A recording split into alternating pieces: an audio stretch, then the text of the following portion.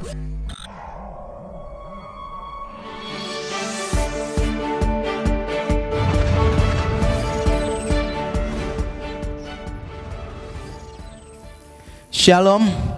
salam sejahtera dalam kasih Tuhan kita, Yesus Kristus. Kalau saudara diminta untuk memberikan sebuah usulan yang menggambarkan suasana Natal, kira-kira suasana apa yang paling dominan di dalam momen-momen Natal? Ada usulan yang pertama? Pasti sukacita. Lalu kita ingat lagunya Joy to the World gitu kan. Semuanya bersukacita. Nuansa Natal adalah nuansa sukacita. Tapi malam hari ini sengaja saya memilih sebuah tema yang tidak lazim, yaitu Tears at Christmas. Tangisan, air mata pada waktu Natal. Saya yakin tidak berlebihan kalau kita mencoba melihat Natal dari sisi yang berbeda. Bahwa Natal bukan hanya berisi sendaguro dan tawaria, tapi Natal juga berisi kisah-kisah yang sedih. Paling tidak ada tangisan-tangisan di Natal. Pada waktu Maria melahirkan Yesus, saya yakin dia juga kesakitan. Jangan berpikir karena yang dilahirkan adalah juru selamat, maka dia bisa melahirkan sambil nyanyi haleluya, haleluya. Tiba-tiba Yesusnya keluar dan kemudian semua bernyanyi Joy to the World. Saya yakin Maria juga mengalami kesakitan. Saya juga yakin pada saat Tuhan Yesus lahir, walaupun Alkitab tidak mencatat, pada waktu Tuhan Yesus lahir, dia juga menangis. Jangan pikir karena dia juru selamat, dia lahir, langsung kemudian dia menyanyikan haleluya 12 kali. Tidak. Bahkan kalau saudara mau jujur membaca kisah-kisah Natal di dalam Alkitab, saudara pasti bisa menangkap ketegangan yang ada di sana. Bagaimana dengan ketika orang-orang Majus itu datang hendak mencari bayi Yesus dilahirkan di mana? Lalu Herodes punya pikiran yang buruk untuk membunuh bayi itu. Apakah suasananya sukacita? Jelas tidak. Bagaimana dengan suasana ketika Allah berkata kepada Yusuf dan Maria melalui malaikat, cepat tinggalkan tempat ini, kamu pergi ke Mesir. Apakah mereka pergi ke Mesir dengan sukacita? Pasti tidak. Mesir itu bukan tanah mereka. Mereka tidak punya komunitas di sana. Saudara, kalau kita mau jujur, kisah-kisah Natal tidak semua berbicara tentang sukacita. Ada air mata di dalam kisah Natal. Karena itu malam hari ini saya rindu kita belajar bersama-sama dari satu kisah, yaitu ketika ibu-ibu di Bethlehem dan sekitarnya menangisi anak-anaknya yang dibunuh oleh Herodes. Dan izinkan saya bertanya sekali lagi, berapa banyak di antara saudara yang pernah mendengarkan khotbah Natal dari kisah ini? Seumur hidup saudara jadi orang Kristen, berapa banyak yang pernah mendengarkan khotbah Natal tentang anak-anak di Bethlehem yang dibunuh oleh Herodes? Ada?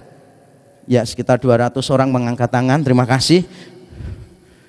Saya sebagai orang Kristen, saya tidak pernah mendengar khotbah Natal dari bagian ini, karena tampaknya itu akan mengganggu suasana Natal yang sukacita. Tapi saya percaya di balik kisah yang duka ini ada sukacita yang besar yang Tuhan ingin kita dapatkan malam ini. Mari kita membaca di dalam Matius pasal yang kedua, saudara. Matius pasal yang kedua, ayat yang ke-16 sampai 18. Matius pasal yang kedua, ayat yang ke-16 sampai 18. Kalau sudah menemukan, mari kita membaca secara bergantian, saudara. Saya ingin kali ini kita jujur, yang sedang berduka cita, yang sedang tidak ada suasana Natal yang gegap gempita, tolong membaca ayat yang ke-16. Lalu yang keadaannya baik-baik saja, bersuka cita, tolong membaca ayat yang ke-17. Dan nanti ayat yang ke-18 kita baca bersama-sama. Dan kita mulai dari saudara yang merasa hidupmu pada malam hari ini tidak sesuka cita seperti orang-orang lain. Mungkin kau sedang punya masalah, mungkin kau kehilangan harapan. Engkau membaca ayat yang ke-16 ya. Ayat yang ke-16 dibaca, yang sedang bersuka cita. Yang sedang bersuka cita menunggu ayat yang ke-17. Yang orangnya flat, ekspresinya itu nggak jelas, marah nggak jelas, sedih nggak jelas, tahu-tahu mati. Nanti menunggu membaca ayat 19, karena ayat 19 tidak akan kita bahas malam ini ya. Dimulai dari yang sedang berduka cita malam hari ini. Silahkan 1, 2, 3.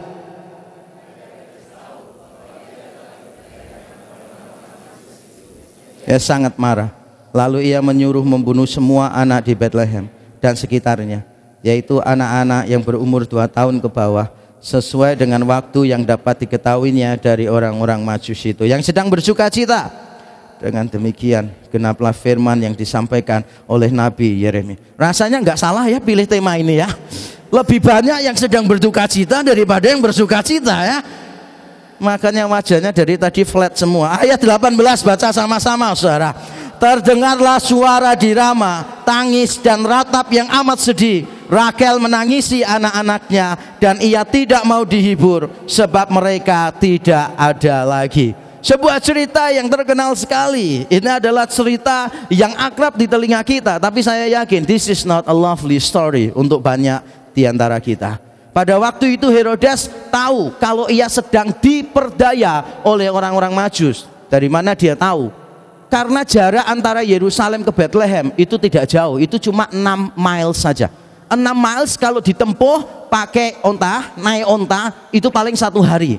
Kalau ontanya itu kemayu seperti yang saya tunggangi di Gunung Sinai, nah paling butuh 2 hari saudara. Tapi kalau dia onta biasa, maka 1 hari sudah cukup. Kalau 1 hari sampai ke sana, 1 hari balik, paling tidak 2 hari. Itu pun jalannya santai sekali. Maka saya yakin sebetulnya sejak pertemuan orang Majus dengan Herodes di Yerusalem, ada beberapa waktu yang cukup lama. Mungkin itu 2 minggu, mungkin sebulan, kita tidak pernah tahu. Tapi Herodes yakin bahwa dia telah diperdaya.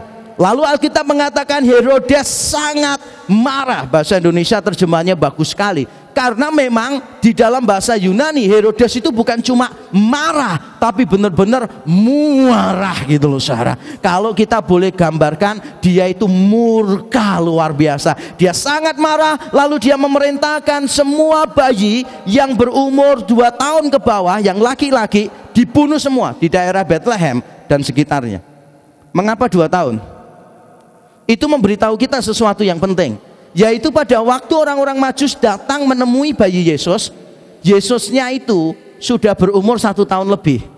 Jadi kalau ada gambar Kristen atau ada drama-drama Kristen, waktu orang Majusnya datang memberikan hadiah, Yesusnya itu masih di palungan atau Yesusnya itu masih kecil digendong oleh Maria, maka itu gambar yang keliru, itu drama yang salah. Alkitab mencatat dengan jelas bahwa orang-orang Majus di Matius pasal 2 mengatakan bahwa mereka melihat bintangnya di timur. Pada waktu melihat, lalu mereka mencari di mana bayi itu dilahirkan. Mereka itu menunggangi binatang. Saya tidak tahu, mungkin onta, mungkin kuda, tapi lebih banyak onta yang ditunggangi. Dan saudara harus paham, itu perjalanan memakan waktu lama luar biasa. Dan itu kan bintang munculnya malam. Kalau siang bagaimana? Mungkin muncul, kita nggak pernah tahu. Kita nggak pernah bilang apa-apa. Yang penting jarak antara pertama kali mereka mendengar bahwa ada bayi seorang raja yang lahir sampai ketemu, itu Yesusnya pada waktu berjumpa dengan orang-orang Majus. Saya yakin Yesusnya berumur 1 tahun lebih. Makanya pada waktu Herodes tahu diperdaya, yang dibunuh itu bukan di bawah 1/2 tahun, tapi yang dibunuh di bawah 2 tahun. Jadi hati-hati itu. Mungkin kalau saya harus menggambar atau mendramakan kisah orang-orang Majus, mungkin pada waktu orang-orang Majus itu datang, Yesus sudah tidak lagi di kandang binatang. Masa 1 tahun lebih di kandang binatang? Kerasan? Ya enggak lah, pasti dia sudah pindah ke tempat lain. Dan mungkin pada waktu orang-orang Majus itu datang, Yesusnya itu sedang bermain-main, saudara. Apa saudara pikir dia Allah nggak perlu hiburan? Ya, dia tetap anak kecil yang butuh untuk bermain-main. Mungkin Yesus lari ke sana kemari dan sebagainya. Jadi gambarnya harus ngerti. Banyak kesalahan di dalam kisah Natal yang dipopulerkan oleh orang-orang Kristen. Jumlah orang Majusnya berapa? 3. Selalu kalau ditanya 3. Alkitab nggak pernah catat orang Majusnya 3. Tapi kita selalu kalau ditanya berapa? 3. Kok tahu 3? Soalnya kadonya 3. Emas, mur, kemenyan gitu. Itu kan kalau saudara mengasumsikan satu orang bawa 1 kado. Tapi coba tanya mahasiswa di sini loh saudara, satu fakultas satu kado, bener nggak? Nggak selalu satu kado itu satu orang, kadangkala satu kado satu fakultas gitu kan. Jadi jangan sampai mengasumsikan karena jumlah kadonya 3, orangnya 3. Saya justru yakin orangnya pasti lebih dari 3. Mengapa pasti lebih dari 3? Itu barang-barang berharga. Tidak mungkin orangnya itu membawa dalam jumlah rombongan yang kecil, karena penyamun bisa datang dan merampok mereka. Dan ingat, orang-orang Majus ini bukan orang-orang miskin, mereka adalah orang-orang pandai dan orang-orang kaya, sehingga mereka pergi kemana-mana pasti disertai oleh para budak mereka. Intinya Herodes selalu tahu, diperdaya oleh orang Majus, lalu dia membunuh semua bayi yang di Bethlehem dan sekitarnya. Hari ini saya akan membahas cerita ini dari 2 sisi. Yang pertama, saya akan menerangkan fakta. Apakah benar kisah ini benar-benar terjadi? Itu fakta. Yang kedua, saya akan menerangkan tentang makna. Poin teologis apa yang kita bisa pelajari dari kisah ini? Mengapa kisah yang tampaknya sangat sadis, kisah yang tampaknya mengganggu suasana Natal ini harus ada di dalam Alkitab? Jadi pertama kita bicara tentang fakta, yang kedua kita bicara tentang makna. Dan mari kita mulai dari fakta. Beberapa teolog liberal yang tidak percaya Alkitab, mereka menganggap bahwa kisah ini tidak sungguh-sungguh terjadi. Kalau saudara tanya kepada mereka, mengapa kamu yakin kisah ini tidak sungguh-sungguh terjadi? Jawaban mereka sederhana. Jawabannya begini: karena tidak ada catatan di dalam sejarah di luar Alkitab yang mencatat tentang pembunuhan bayi-bayi di Bethlehem. Jadi tidak ada catatan lain di luar Alkitab yang meneguhkan kisah ini. Dan yang kedua, mereka menambahkan begini: kalau sampai tidak dicatat, maka itu tampaknya mencurigakan. Mengapa mencurigakan? Mereka menerangkan begini: ini kisah kira-kira kalau terjadi sekarang, menurut saudara layak untuk dipublikasikan atau tidak? Satu kota bayinya di bawah 2 tahun dibunuh semua. Ini peristiwa besar atau peristiwa kecil? Peristiwa besar. Layak nggak kalau dipublikasikan secara luas? Layak. Kalau sampai tidak ada yang mencatat kecuali Matius, maka kisah ini dianggap mencurigakan. Mencurigakan. Coba saudara pikir kata mencurigakan. Kata dasarnya apa? Curi. Curiga, ya. Curiga berasal dari curi dan iga, ya. Terima kasih ya, daya kreasinya tajam sekali dan sangat luas, begitu liarnya. Nah, kisah ini dianggap mencurigakan karena tadi yang mencatat cuma Matius, sedangkan peristiwa ini peristiwa besar. Mengapa sampai tidak ada orang yang mencatat? Begitu loh saudara, sangat aneh kalau tidak ada yang mencatat. Tapi saya yakin kisah ini benar-benar terjadi. Dan izinkan saya memberikan beberapa alasan. Alasan saya yang pertama adalah mengukur sesuatu itu terjadi atau tidak dengan cara apakah ada catatan lain yang sama. Kalau nggak ada catatan lain, berarti ini tidak bisa dipercaya secara historis. Cara berpikir seperti itu adalah cara berpikir yang ngawur, yang keliru, yang sangat rapuh. Mengapa begitu? Karena kalau sampai orang-orang liberal itu berani konsisten bahwa apa saja yang dicatat cuma sekali di dalam satu tulisan, maka tidak layak dipercaya. Saya yakin hampir semua sejarah kuno yang kita ketahui tentang Alexander Agung, tentang berbagai macam kaisar Romawi, maka kita harus tidak mempercayainya, karena itu hanya muncul satu kali di dalam satu tulisan. Jadi kalau sampai orang-orang liberal itu konsisten tiap kali peristiwa cuma ditulis satu kali, maka itu tidak terjadi. Maka ada begitu banyak peristiwa sejarah yang seharusnya tidak dipercayai. Kenyataannya orang-orang liberal itu kalau membaca, oh si A melakukan ini, yang mencatat cuma satu penulis, misalnya Cicero atau Pliny the Younger dan sebagainya, maka mereka akan mengatakan, wah ini sungguh-sungguh terjadi. Kalau saya tanya, mana catatan yang lain yang mendukung? Tetap tidak ada. Jadi poin saya adalah, kalau sampai ada orang yang meragukan cerita ini hanya gara-gara yang mencatat cuma Matius, maka orang itu harus meragukan sebagian besar sejarah kuno. Yang kedua jawaban saya, peristiwa sebetulnya tidak terlalu heboh kok. Kenapa tidak terlalu heboh? Coba saudara tebak ya, bayi yang dibunuh di Bethlehem itu kira-kira jumlahnya berapa sih? Tebak aja. Siapa yang setuju di bawah 25? Nggak ada. Oh ada beberapa menebak di bawah 25. Siapa yang setuju di bawah 100? Ada di bawah 100 ya. Siapa yang membayangkan jumlah bayi yang dibunuh ini ratusan? Ada yang membayangkan ratusan ya. Oke, terima kasih, menarik sekali. Dan saudara perlu tahu, inilah info terbaru tentang kisah ini. Pada waktu itu, kota Bethlehem adalah kota yang kecil. Bahkan kalau saudara pergi ke Bethlehem sekarang, Bethlehem itu bukan kota yang besar. Padahal kota itu cenderung kalau semakin dibangun semakin besar, semakin besar, semakin besar. Sedangkan Bethlehem sekarang aja termasuk kota kecil. Sehingga para penafsir Alkitab menduga jumlah bayi yang dibunuh itu sebetulnya jangan bayangkan ratusan, tidak. Mereka menduga jumlahnya cuma 20. Coba saudara pikirkan, kotanya kecil nih. Tidak setiap rumah pasti ada bayi kan ya. Anggap aja tiap rumah ada bayi. Tapi kan bayinya ada yang mungkin di atas 2 tahun, ada yang di bawah 2 tahun. Atau mungkin tiap rumah ada bayi, tapi tidak semuanya laki-laki. Setuju nggak? Sehingga kalau dihitung-hitung kemungkinan itu cuma 20 orang. Tapi mungkin saudara pasti akan protes. Walaupun 20 Pak, itu tetap bayi Pak, gitu kan. Saya bisa paham, memang walaupun cuma 20 tetap bayi. Tapi saudara perlu ingat, yang membunuh ini siapa?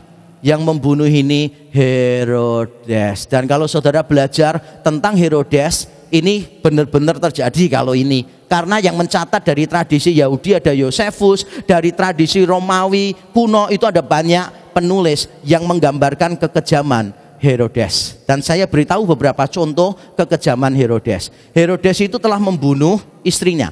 Salah satu istrinya dibunuh karena dia duga dia berselingkuh dengan orang lain.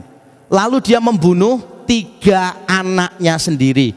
Salah satu anaknya yang dibunuh itu adalah anak yang dia telah pilih. Pada waktu Herodes sakit, dia bilang begini, nanti papa mati, kamu yang gantikan papa ya. Anaknya keluar seneng cerita ke orang-orang, nanti papaku mati aku jadi raja. Herodes dengar papanya mau mati kok tambah seneng, dipanggil, dibunuh. Dia telah membunuh ratusan prajurit. Bahkan pada waktu dia sakit dia memberi perintah, tapi perintahnya tidak pernah dieksekusi. Dia memberi perintah begini, nanti kalau aku mati, maka semua keluarga anak laki-lakinya harus dibunuh, supaya yang bersedih bukan cuma aku, tapi seluruh Yerusalem bersedih. Ini bukan orang aneh, ini orang gila, saudara ngerti nggak? Dia sudah membunuh begitu banyak orang, ratusan orang dia bunuh. Bahkan Kaisar Agustus, Kaisar Romawi mengatakan begini, lebih aman, lebih enak jadi babi Herodes, anak babi Herodes, daripada jadi anak kandung Herodes. Karena kalau anak babi itu walaupun ada kemungkinan disembelih, tetapi kan mesti berdasarkan musimnya, bener ya? Berdasarkan musimnya. Misalnya kalau pas Natal gitu kan, wah itu babi-babi kan kalau lewat sambil nyanyi, sekalipun aku berjalan dalam lembah kekelaman, kan begitu kan? Karena memang musimnya kan begitu. Nah, saudara kalau jadi babinya Herodes, memang ada kemungkinan dibunuh, tapi harus ingat, kemungkinan dibunuhnya ini tertentu aja. Tapi kalau jadi anaknya Herodes, engkau tidak akan pernah tahu kapan nyawamu bisa engkau pertahankan. Dengan catatan rekor kejahatan yang sedemikian gede, ratusan orang telah dibunuh, maka pada saat Herodes menulis tentang pembunuhan 20 bayi, itu perkara kecil untuk Herodes. Orang lain merasa kalau itu ditulis untuk apa? Ada banyak hal yang jauh lebih menjijikkan, yang lebih kejam yang dilakukan oleh Herodes. Dan juga saudara perlu pertimbangkan ini, Bethlehem itu bukan kota besar. Sedangkan orang itu kalau mencatat sesuatu pasti yang penting. Orang kalau tidak penting tidak mencatat.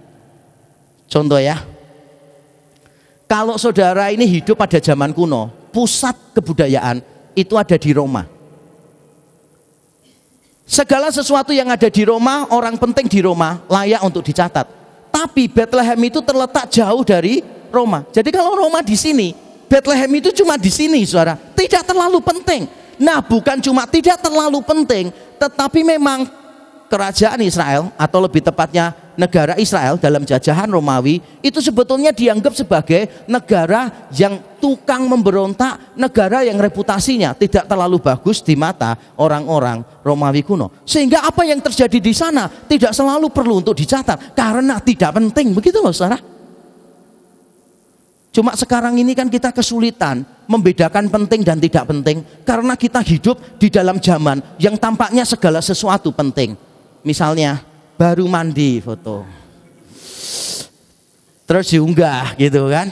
Saya tuh kadang kalau ngamati orang-orang baru mandi, siapa yang mau ngurusi kamu mandi gak mandi sih? Rasanya menganggap diri kayak penting banget gitu loh saudara. Itu ada orang sengaja gini, lagi galau, nggak ada orang yang jawab, tambah galau dia, besoknya nambah lagi, aku galau kok nggak ada yang nanya ya. Itu orang nggak penting, kepengen dianggap penting. Kita hidup dalam zaman yang serba terbalik. Sesuatu yang nggak penting dipublikasikan, sedang sesuatu yang penting jarang untuk dipublikasikan. Tapi zaman dulu saudara bisa paham maksud saya. Kota Bethlehem kota yang kecil, jumlah bayi yang dibunuh tidak terlalu banyak, dan Herodes sudah melakukan kejahatan yang jauh lebih besar daripada yang dia lakukan di Matius 2 tadi. Sehingga kalau sampai ada orang lain yang tidak mau mencatat peristiwa ini, bagi saya itu bukan sesuatu yang mengagetkan. Karena di mata para penulis sejarah kuno, kisah ini sebetulnya tidak seheboh gambaran kita sekarang. Ngerti maksudnya? Tidak terlalu heboh. Itu faktanya. Saya percaya bahwa kisah ini adalah kisah yang benar-benar terjadi. Tapi itu fakta. Sekarang saya akan menerangkan makna. Mengapa peristiwa ini ditulis? Kalau saudara bingung mengapa peristiwa ini perlu ditulis, sebetulnya kebingunganmu itu sudah meneguhkan historisitas dari cerita tadi. Loh kok bisa gitu? Sebab kalau orang mau ngarang-ngarang cerita, mau bohongin pembaca, maka dia pasti akan pakai kisah-kisah yang menarik, bukan kisah-kisah yang membingungkan. Jujur saya tanya ya, saudara berkali-kali baca bagian ini, mengerti nggak sih maksudnya? Mengapa bagian ini ditulis? Ada yang mengerti? Tolong angkat tangan, saya kasih mic gantikan saya sebentar. Saya dari dulu membaca kisah ini saya bingung saudara, untuk apa ada kisah ini? Bagi saya lebih pas kalau kisah ini ditiadakan. Jadi langsung Yesus disuruh pergi ke Mesir, setelah itu Herodes mati, Yesus balik ke Nazaret. Jauh lebih mulus, jauh lebih menarik, jauh lebih membawa sukacita daripada ada kisah ini. Kalau ada kisah ini, itu menimbulkan pertanyaan, benar atau betul? Makanya kalau saudara mau bohong kepada orang lain, pastikan ceritamu tuh jangan terlalu rumit.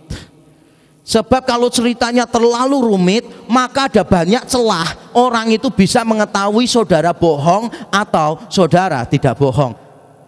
Jadi misalnya kalau saudara itu ditanya, kamu nggak masuk kenapa? Ya saya sakit tadi periksa dokter, ada tulang saya yang sakit gitu. Nah kalau saudara cuma beritahunya ada tulang saya yang sakit, konsisten ngomong ke orang lain tetap tulang saya sakit, maka kebohonganmu mungkin tidak orang ketahui. Tapi begitu orang lain tanya tulang yang mana, saudara mulai jawab, maka tiap kali saudara mau menyebar kebohongan tadi, saudara harus nambahkan satu variabel lagi. Bukan cuma tulangmu sakit, tapi tulang yang sebelah mana. Lalu kalau saudara sudah nyebut tulang rusukku, nanti orang tanya kanan atau kiri.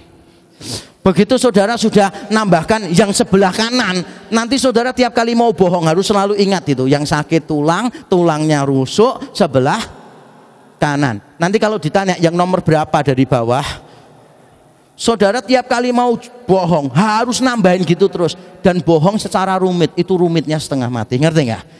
Bagi saudara yang suka bohong pasti mengerti maksud saya.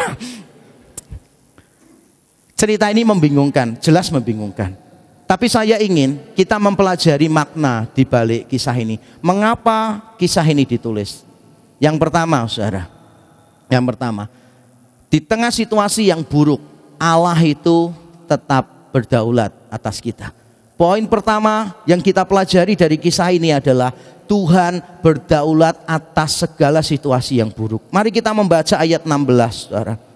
Ketika Herodes tahu bahwa ia telah diperdayakan oleh orang-orang Majus, ia sangat marah. Ia menyuruh membunuh semua anak di Bethlehem. Kemudian ayat yang ke-17 dikatakan demikian. Dengan demikian genaplah firman yang disampaikan oleh Nabi Yeremia. Saudara akan menemukan di Matius 1 dan 2, supaya genaplah firman yang disampaikan Nabi. Saudara akan menemukan berkali-kali hanya di Matius 1 dan Matius 2. Ingat di Matius 1 waktu malaikat datang kepada Yusuf, dia mengatakan engkau akan mengandung melahirkan gini-gini kan, istrimu itu akan mengandung melahirkan anak laki-laki, engkau menamakan dia begini. Hal itu terjadi untuk menggenapi yang dikatakan oleh Nabi Yesaya. Lalu pada saat mau dibunuh oleh Herodes, pergi ke Mesir, maka Alkitab mencatat hal itu terjadi supaya genaplah yang disampaikan oleh para nabi. Bahkan ketika bayi-bayi dibunuh dikatakan hal itu terjadi supaya genaplah yang dikatakan oleh Yeremia. Bahkan setelah Tuhan Yesus pada akhirnya balik ke Nazaret, tetap ditulis hal itu terjadi untuk menggenapi apa yang dikatakan Tuhan melalui nabi. Saudara, peristiwa yang buruk di dalam hidup kita itu kadang-kala membuat kita bertanya-tanya, apakah Tuhan memang ada? Apakah Tuhan memang mengontrol hidup kita? Tetapi apa yang tampaknya kacau di mata kita, apa yang tampaknya semrawut di mata kita, tapi di mata Tuhan hal itu terjadi untuk menggenapkan rencana Tuhan. Kita tidak diberitahu bagaimana itu menggenapkannya, tapi kita cuma diberitahu bahwa di dalam situasi yang buruk Tuhan tetap berdaulat atas situasi kita. Bahkan kalau saudara membaca cerita ini dengan sedikit lebih tenang, saudara tahu bahwa Yesus bisa selamat walaupun bayi-bayi di Bethlehem tidak selamat. Itu terjadi karena intervensi Allah. Malaikat datang kepada Yusuf dan berkata bahwa anak itu lari ke Mesir.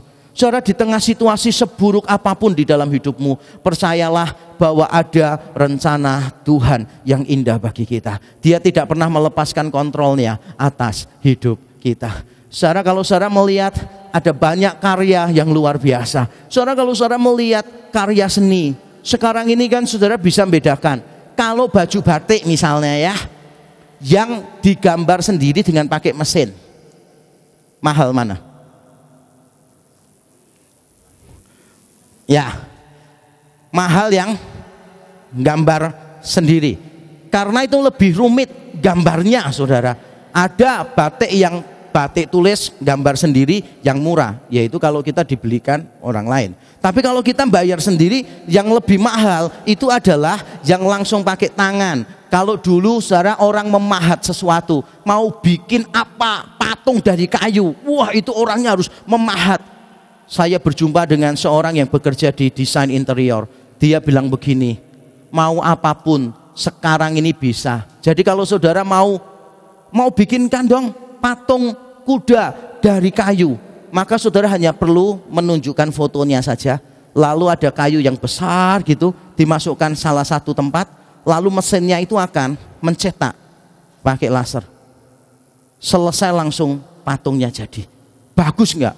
Bagus, luar biasa. Bagus, luar biasa. Tetapi saudara, tidak ada effort yang besar yang dikeluarkan untuk menciptakan itu.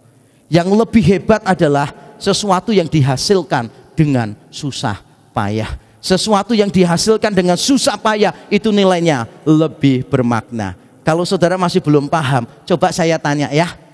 Kita yang masih sekolah, yang ranking 1, ranking 2, ranking 3 paling sial lah 5 besar. Ya, paling sial 5 besar.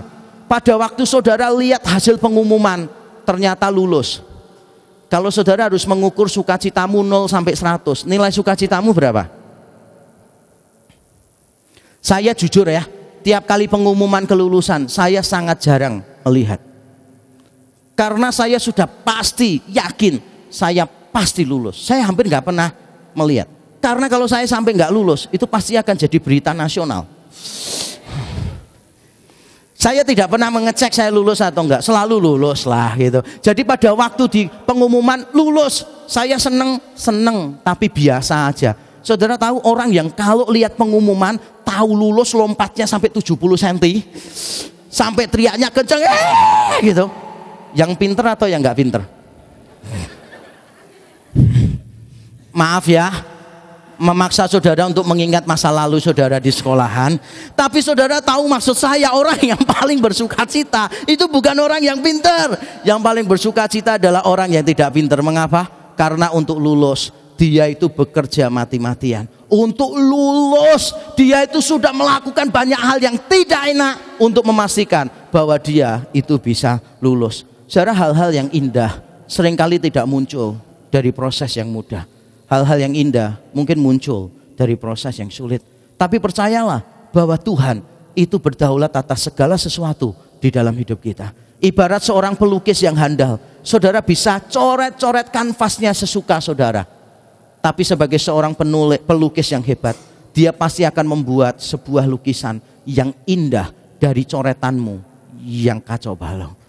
Karena dia yang mencipta hidup dan dia yang mengontrol hidup kita. Makna yang pertama dari kisah ini adalah Tuhan berdaulat atas situasi yang buruk di dalam hidup kita.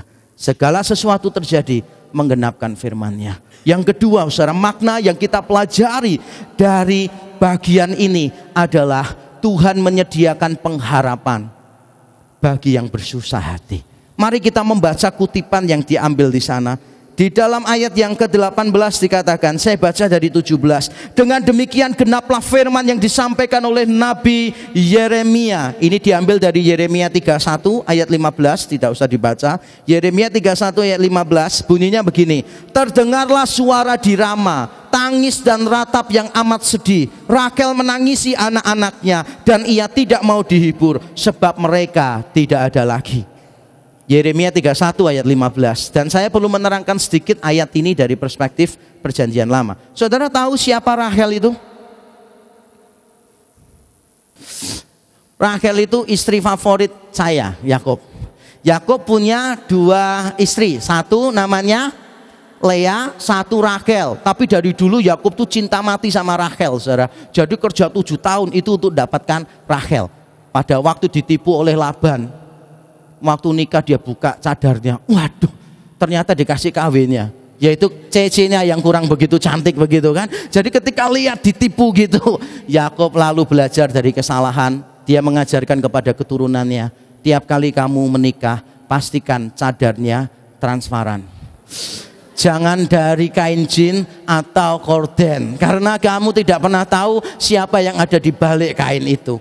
Bukan itu ya. Yakub itu akhirnya tetap mengejar Rahel. Nah, pada waktu punya dua istri, lalu kan sama-sama punya anak. Yang punya anak lebih banyak yang mana? Lea punya anak lebih banyak, Rahel punya anak sedikit. Tapi aneh, di dalam tradisi Israel yang disebut sebagai ibu negara, ibu pertiwi, itu bukan Lea. Walaupun anaknya lebih banyak, tapi yang disebut sebagai nenek moyang, dalam arti benar-benar nenek loh ya.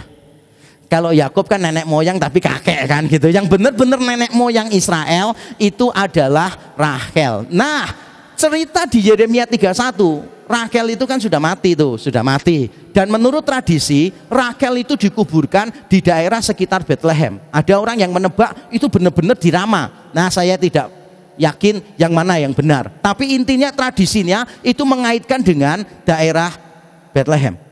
Tapi kan itu terjadinya kapan? Yeremia 31. Ternyata itu terjadinya pada waktu orang Israel dibuang ke Babel. Jadi kalau saudara ingat, Salomo kemudian mati, kerajaannya pecah jadi dua.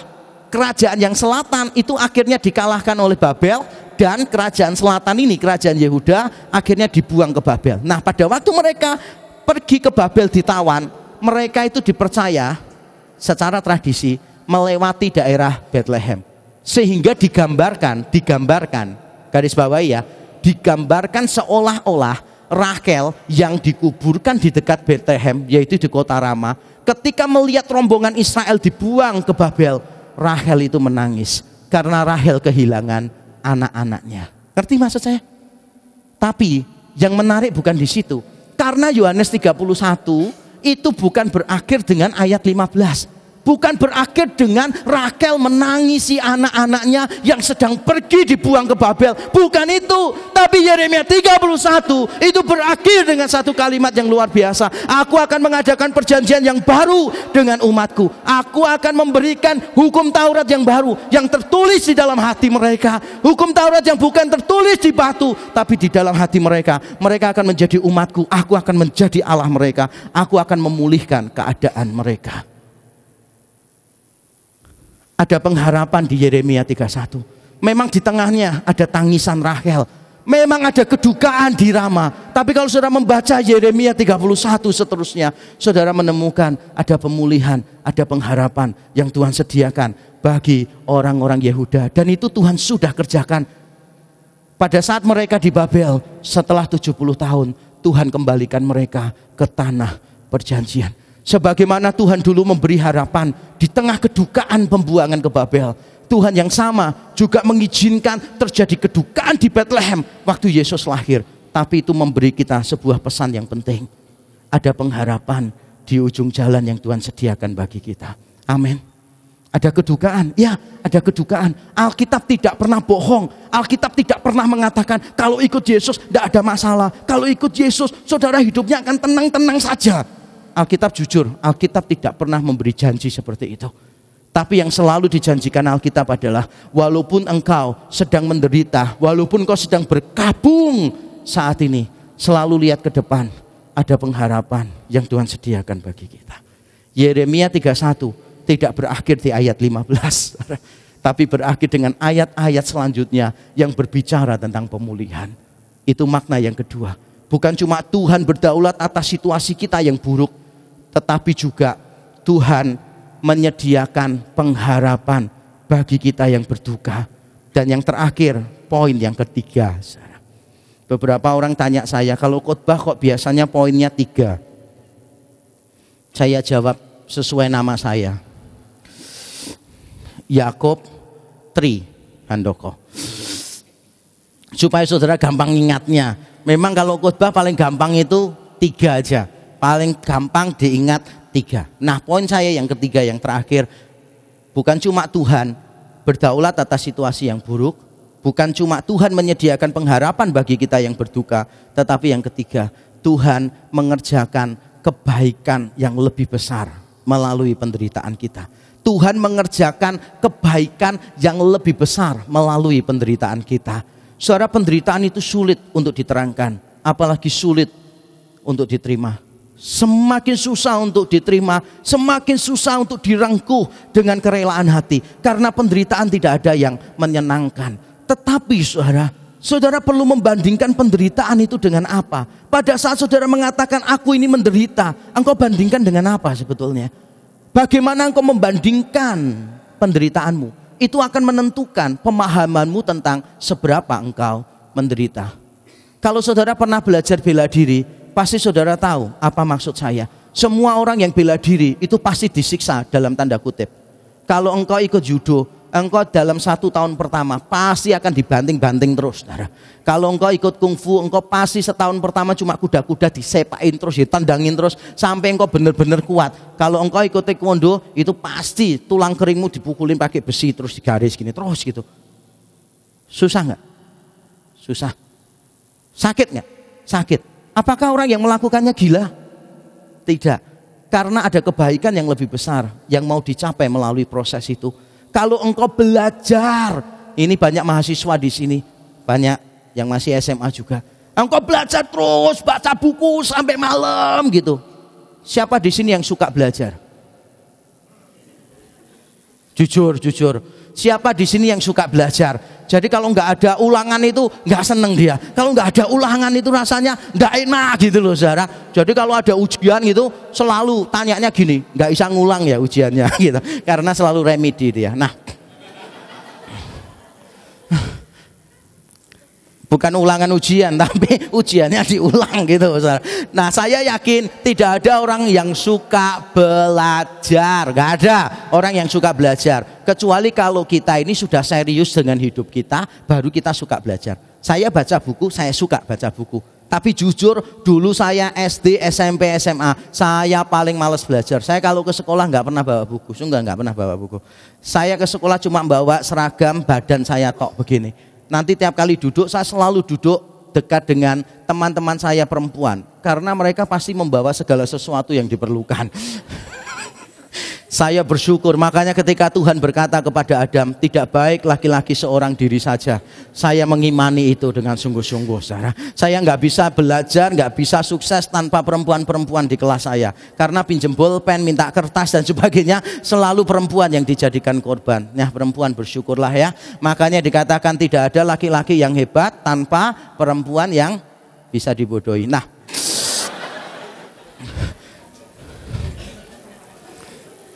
banyak hal yang tidak enak, banyak hal yang tidak enak. Tapi saudara, enak dan tidak enak itu diukur dari hasilnya seperti apa. Hasilnya seperti apa. Ada kebaikan yang lebih besar yang Tuhan kerjakan di sini. Saya merenungkan begini. Untuk peristiwa ini ya, untuk peristiwa ini, satu bayi selamat, yaitu bayi Yesus. Sekitar 20 bayi mati. Tapi saudara pernah bayangkan jika terjadi sebaliknya? Satu bayi yaitu bayi Yesus mati dan 20 bayi ini selamat, maka akan ada miliaran bayi-bayi yang lahir kemudian yang akan binasa di dalam dosa. Apa yang hilang dari bayi-bayi ini? Yang hilang dari bayi-bayi ini adalah kehidupan mereka yang sementara di dunia. Tapi apa yang diberikan oleh bayi Yesus yang selamat? Yaitu hidup kekal sampai selama-lamanya. Saudara, bandingkan ini kehidupan sementara yang hilang, tapi Allah gantikan dengan kehidupan kekal melalui Yesus Kristus. Ini satu bayi diselamatkan, 20 bayi memang binasa, tetapi seandainya yang satu ini binasa, maka akan ada miliaran bayi termasuk kita yang akan dibinasakan selama-lamanya di neraka. Ada kebaikan yang lebih besar. Saya tidak mengatakan kesusahannya lebih kecil, tidak. Kehilangan bayi tidak pernah menjadi kesusahan yang kecil. Saya tidak mengatakan ini adalah kesusahan yang sepele, tidak. Ini kesusahan yang begitu besar, orang-orang kehilangan bayinya. Tetapi ada sukacita yang lebih besar.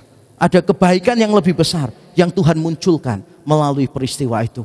Mungkin engkau sedang menderita, saudara. Mungkin engkau sedang sakit. Ketika engkau sedang sakit, biasanya kita minta sembuh, minta sembuh, minta sembuh terus. Tetapi kalau saudara benar-benar mau merenungkan penyakitmu, sebetulnya untuk apa sih Tuhan menetapkan engkau sakit? Bukan supaya ketika engkau sakit lalu sembuh. Itu berarti Tuhan main-main dengan hidupmu. Tapi Tuhan tetapkan engkau sakit supaya engkau semakin mengenal Tuhan dengan baik. Supaya engkau semakin menghargai hidupmu dengan baik. Pelajaran-pelajaran ini jauh lebih berharga daripada panjang hidupmu. Hidup bukan cuma hari, tapi hidup masalah arti. Lebih baik engkau hidup pendek tapi penuh arti daripada engkau hidup begitu panjang tidak ada artinya sama sekali. Yesus Kristus tidak berumur panjang. Dia tidak sampai usia 40 tahun. Saya lebih tua daripada dia pada waktu mati. Tapi saya harus mengakui kehidupannya yang pendek telah mengubah sejarah dunia begitu besar. Apakah engkau diberi Tuhan hidup? Engkau sudah memberi hidup yang berarti bagi Tuhan. Semua kesusahan yang Tuhan tetapkan di dalam hidupmu, apakah itu menghasilkan sesuatu yang baik, yang jauh lebih besar daripada kesusahanmu sekarang? Saya percaya Tuhan yang kelahirannya kita peringati malam hari ini adalah Tuhan yang masih aktif bekerja di dalam hidup kita. Mungkin kau berada dalam situasi yang sulit, dalam penderitaan yang begitu besar. Mungkin kau putus asa, mungkin kau ingin berteriak, Tuhan mengapa aku harus hidup lagi? Mungkin kau sedang mengatakan, Tuhan aku tidak mampu berharap karena aku takut untuk kecewa dan aku tambah sakit. Tapi malam ini kalau engkau mendengarkan firman Tuhan ini, saudara, saya ingin menghibur saudara dengan otoritas firman Tuhan. Ada harapan bagi kita. Mungkin saudara merasa hidupmu tidak ada harganya sama sekali. Engkau dikuasai oleh dosa dan engkau merasa tidak mampu melepaskan diri. Tapi saya mau mengatakan sesuai dengan firman Tuhan, ada pengharapan bagi saudara yang dikuasai oleh dosa. Yesus lahir untuk memberi kita harapan. Yesus lahir untuk memulihkan hidup kita di tengah situasi yang sulit. Percayalah, God is in control. Ia mengarahkan untuk kebaikan kita dan untuk kemuliaannya. Mari kita tunduk kepala.